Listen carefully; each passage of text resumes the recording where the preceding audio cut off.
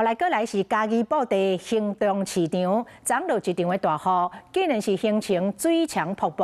摊商讲实在真坎坷，是叫因要安怎做生意咧？因痛骂管理单位，敢若知影要收租金。店长讲，迄是因为菜市仔的厝顶有破坑，公所已经规划好势。加装太阳能板的时阵，要做伙来整修。想袂到昨的大雨，互这个破坑愈大坑，已经要求厂商加速度来施工。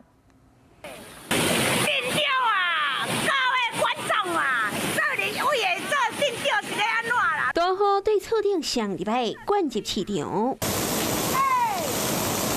外口咧上大雨，市场内也变水墙，也毋过内底明明都有只雨坪。哎，笑死人！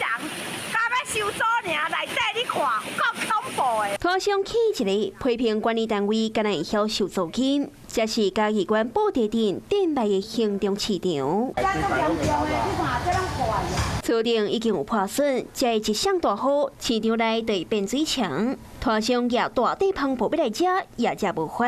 那风台雨啊是啥物哦？咱们目关了了。摆起来单位要买物件，拢雨大雨啊，甲淡薄路买起啦。人哥拢唔敢入来啊，电手啊压歹啦。发生安尼状况，摊商拢叫苦连天。哎呦，较恶心嘞啦！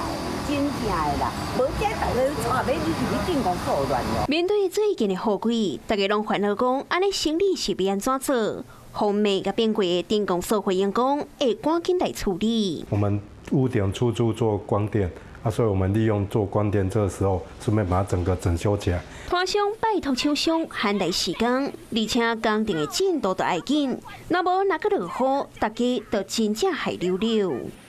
Hello， 我是张新文。想要抢先掌握最及时的新闻资讯吗？赶快订阅、按赞、开启小铃铛，锁定华视新闻 YouTube 频道。